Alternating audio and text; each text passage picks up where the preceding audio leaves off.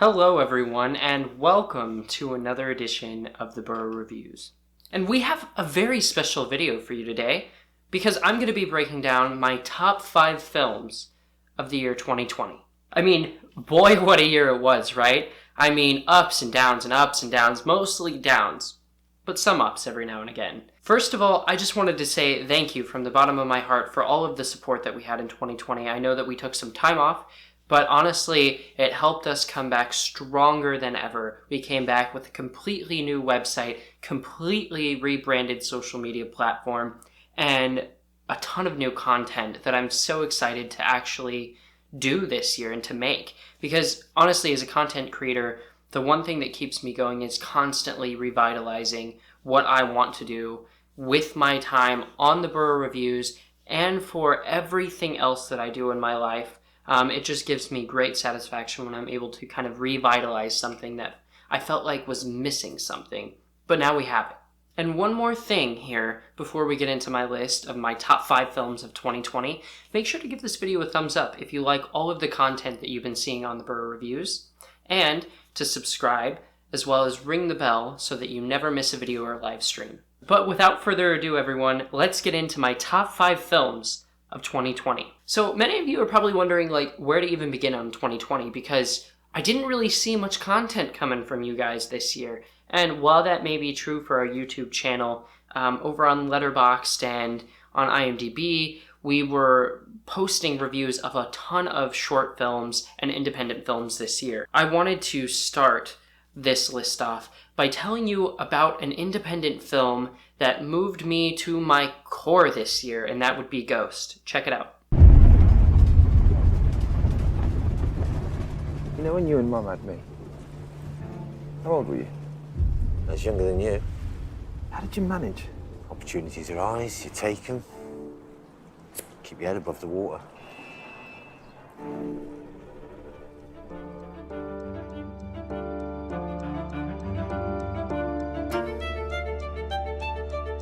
I want to see Connor. I miss too much.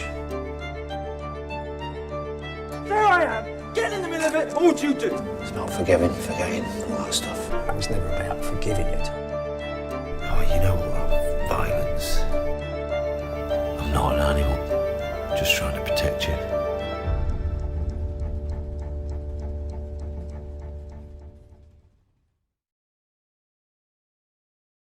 Ghost follows an ex-con who is released from prison and must reconnect with his son on the very first day after being released.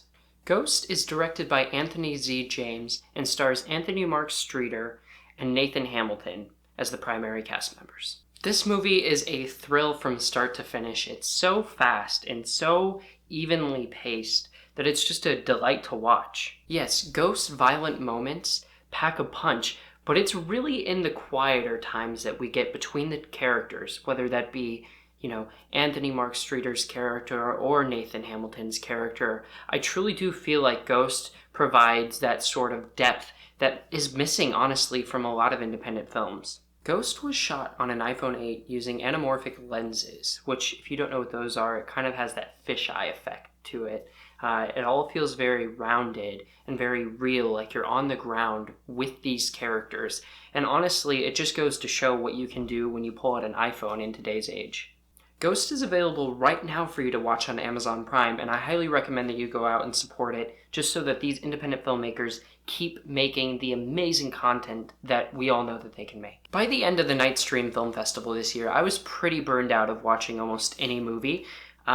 There was a few day span there where I just watched film after film after film, but there was one delight out of Nightstream Film Festival that made it into my top 5 favorite films of 2020, and it stars Aubrey Plaza. Check it out.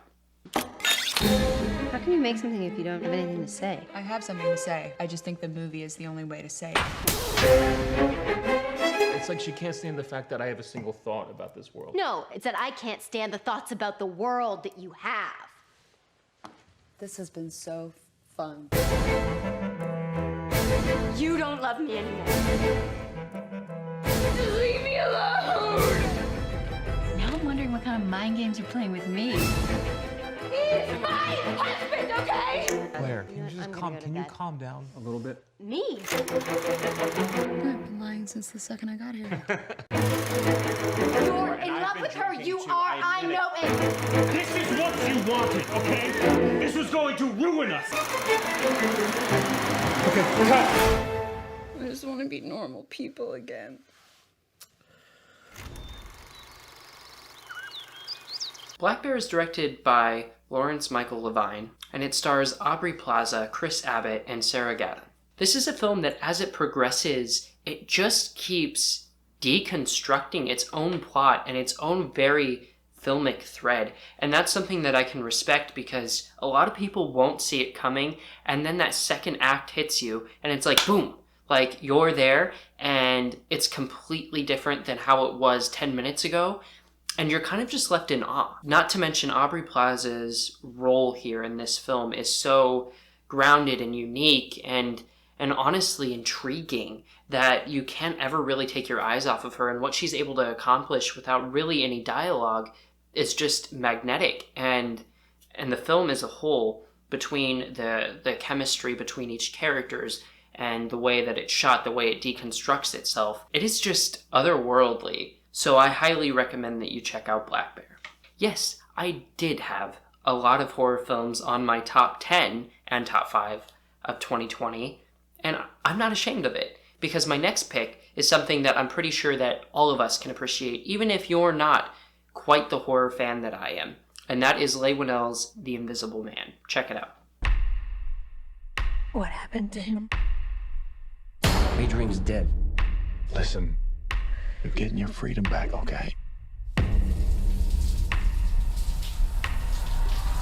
He said that wherever I went, he would find me, walk right up to me, and I wouldn't be able to see him. Adrian is dead. He's not dead. He has figured out a way to be invisible.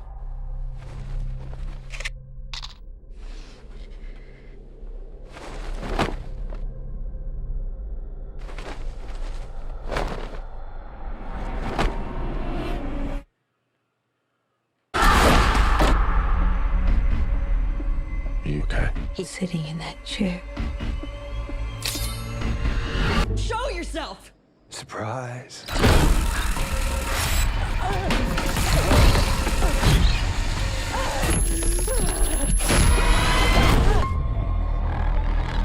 Let me help you. You can't help me. Surprise. Aldous Hodge, Elizabeth Moss, Storm Reid. Such a strange combination of characters, but somehow it all works here. Like, literally, everything in this movie works. Alright, yeah. I'm getting a little carried away. Obviously, no film is really ever perfect, and there's some things that you can fix. But boy, is this movie so tense. And it takes the issue of domestic violence to a whole other visceral, honestly, violent stage. There's a scene in The Invisible Man that I think is one of my favorite scenes of the year, if not my most favorite scene, and it literally had my jaw on the floor. And once you see the movie, you're going to know exactly what I'm talking about. But it just speaks volumes to how much can happen in broad daylight without anyone noticing a thing. And honestly, it scares the hell out of me, and Elizabeth Moss here gives one of the best, if not the best performance of 2020 in my opinion. For horror, anyway. Leigh Whannell is shaping up to be one of the most promising horror directors in my recent memory. Everything from Upgrade to The Invisible Man, and even the writing credits that he has on the Saw franchise and Insidious, it just all speaks volumes to what he can accomplish within this genre. We're all in agreement that 2020 was probably the weirdest year in recent memory, right? Well, I think I have just the film for you. I think your ending's... I am so glad Jake has found someone.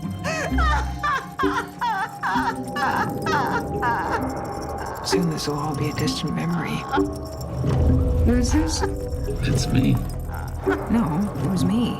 I tell you, I would misplace my own head if it wasn't screwed onto my own head. I feel like I was seeing them as they were. Seeing them as they will be. Seeing them after they're gone. I'm thinking of ending. You can stay here. Excuse me? You don't have to go. I don't have to go where? Forward. People like to think of themselves as points moving through time. But I think it's the opposite. We're stationary, and time passes through us, blowing like cold wind.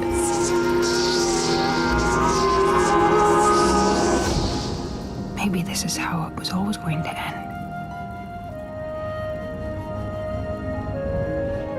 First and foremost, I didn't know this movie had Toni Collette in it until I actually started watching it. And what a weird, quirky role for her to play. I mean, she's honestly perfect at these, like, quirky, kind of, like, offbeat characters. And I just love to see her in everything that she does. In a similar vein, though, I guess, Jesse Plemons has also got that archetype down pretty well. Just something's always off about his characters, whether you're watching, you know, El Camino, a Breaking Bad story, or you're watching I'm Thinking of Ending Things, but a truly magnificent actor in that respect. And then there's Jessie Buckley, who in this movie delivers some of the best monologues that I've heard of all of 2020 in this weird kind of family drama, breakup movie, whatever it's doing.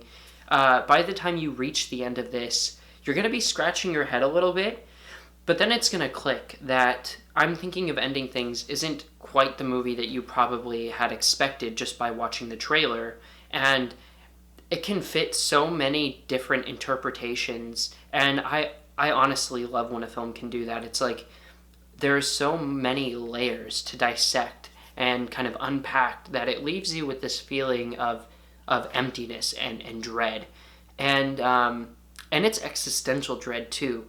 It's like, my whole life is a lie. What is it? My whole life is a lie. Nothing even matters. We're all gonna die. Whatever those lines were from Morty and Rick and Morty during season 1, that's basically what this movie is, and it'll shake you to your core.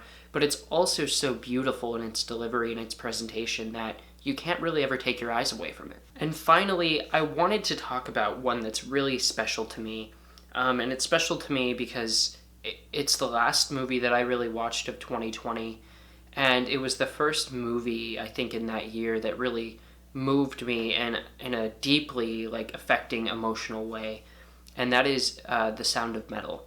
Check out the trailer. You sounded great. Yeah, right. What, you told me you weren't feeling it? You were in it. Hey, we don't need to put them all out. I know, but we just need to film.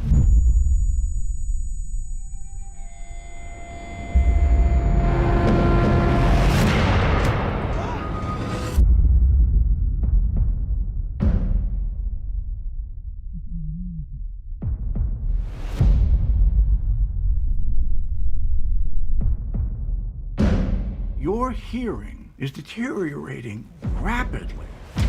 We'll come back. Till then, Lou, we just keep going, okay? No. Lou, No. let's play tomorrow. Let's see what it's like, okay? I'm gonna be like a click track. You can play to me. You have to understand, your first responsibility is to preserve the hearing you have. Sound of Metal follows a metal drummer, Ruben, who loses his hearing and has to reconcile with being deaf. Of course, everyone's so quick to note the sound mixing and the technical achievement of this film, but I think there is more than just beyond the technical achievement.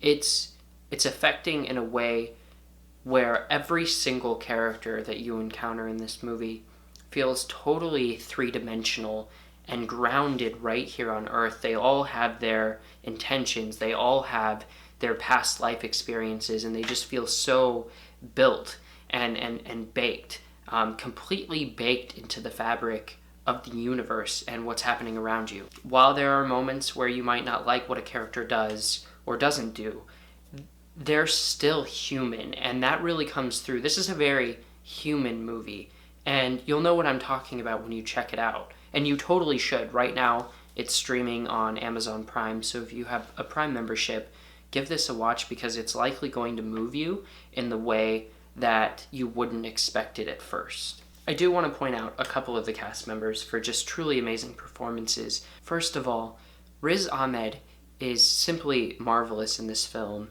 and there's points in this film where you really do feel for Ruben at the same time that he just keeps making mistakes over and over, trying to dig himself out of this hole that he's not really ever going to dig himself out of. And frankly, he's just going to have to learn how to reconcile with his new life. And not only is it heartbreaking to watch, but by the end of the film, it also is very uplifting. However, I think the two standouts of this film truly are going to be Paul Rassi and then Olivia Cooke, who just deliver some of the best performances of 2020 in any movie, any genre. The way that the story unravels and the way that you start to feel things that you don't normally feel, honestly, it really is a movie that puts perspective into you. And I really like when a movie can pierce your mind and actually make you think about things. And that's exactly what The Sound of Metal does. And for that reason alone, I think it's probably my favorite movie of 2020. There's really nothing else that I can say about this movie that will convince you, I don't think. You just have to go experience it for yourself, and I totally recommend that you do, because this is the type of movie to end the year on and to begin the new year. So there you have it, everyone. I know it took me a while to get this video out, but I hope you enjoyed watching it. Let me know what your picks are down in the comments below. I'm curious to know what everyone's lists are, especially since it seems like out of the people that I'm closest to, really only Linda's the movie watcher, and so I get her perspective on things, but I want to know what you're thinking about 2020. Was it a good year for movies? Was it a bad year for movies?